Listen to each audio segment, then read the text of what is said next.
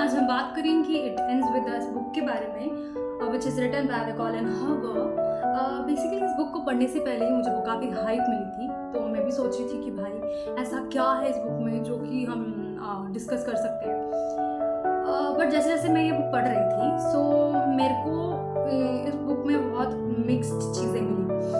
सो मैं एक ऐसी इंसान हूँ जिसको अगर कोई बार बार बुक्स के बारे में बता रहा है, किसी बुक के बारे में बता रहा है, या फिर मैं स्टोर में जा रही हूँ और वो बुक मुझे बहुत बार दिख रही है, सो मैं क्या करती हूँ, उस बुक को उठाती हूँ और पढ़ लेती हूँ। So same is the case with this book. मैंने जस्ट बहुत सुना था इस बुक के बारे में, इसलिए मैंने ये बुक पढ़ी और इसका कवर देख के, इसको देख के ऐसा लग रहा था कि कुछ तो लव स्टोरी होने वाला है, love story type of thing.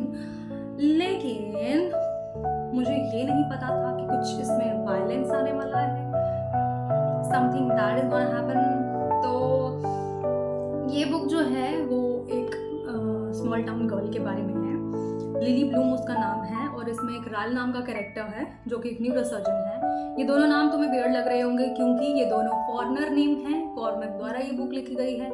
सो अभी इन दोनों का जो रिलेशनशिप था वो बिल्कुल अनएक्सपेक्टेड था, बिल्कुल अनएक्सपेक्टेड, क्योंकि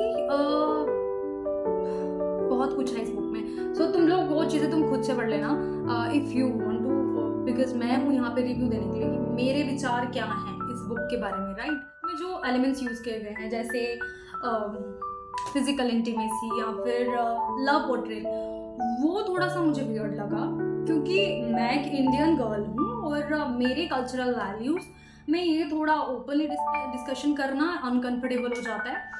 मुझे लगा रायल और लिली जो है इन दोनों में जो थोड़ा ज़्यादा ही इतनी बोल्ड इंटीमेसी दिखाई हुई है। तो मेरा कहने का मतलब बस यही है कि चीज़ों को हम थोड़ा सबटाइल तरीके से भी दिखा सकते हैं। हमारे यहाँ पे जो लव स्टोरीज होती हैं वो थोड़ी सी रिजर्व्ड और इमोशनल होती हैं, इसीलिए मुझे थोड़ा अनएक्सपेक्टेड लगा ये ओपन इंटीमेसी। अभी जो रायल का कैरेक्टर है वो एक बहुत ही कॉम्प्लेक्स इंसान है। कुछ सीन्स में वो बहुत ही अच्छा दिखाया गया है और कुछ सीन्स में इतना प्रॉब्लमेटिक बिहेवियर। मैं ये नहीं कह रही कि हर इंसान को गलत समझा जाता है, बट उसका जो ये प्रॉब्लमेटिक बिहेवियर था, उसका जो ये वायलेंस और एंगर इश्यूज थे, वो बिल्कुल भी एक्सेप्टेबल नहीं है, क्योंकि जितना भी वो केयरिंग है, बट ये सब बिल्कुल I can say not tolerable. इस बुक का सबसे बड़ा मैसेज तो यही है, love is suppose to be healthy, but जब वो टॉक्सिक हो जाता है तो उसको छोड़ देना ही बेस्ट है। तो ये चीज़ बहुत अच्छे से एक्सप्लोर की गई है इस बुक की स्टोरी के थ्रू। लेकिन मेरे को थोड़ा सा ये अनएक्सपेक्टेड लगा क्योंकि ये जो सिचुएशन थी, ये जो स्टोरी थी, वो थोड़ी रियल लाइफ स्टोरी जैसी थी। जब मैं अपने पर्सपेक्टिव से देखती हूँ तो हमारी कल्चरल वैल्यूज थोड़ी डिफरेंट हैं।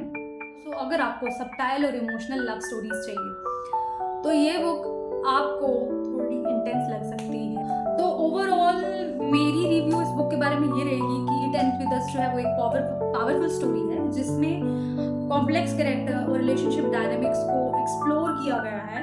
पर कुछ चीज़ें मुझे पर्सनली थोड़ी ज़्यादा बोल्ड लगी क्योंकि ये स्टोरी एक बहुत ही इम्पॉर्टेंट मैसेज देना चाहती है कि रिलेशनशिप में respect, boundaries and emotional growth कितना ज़रूरी है।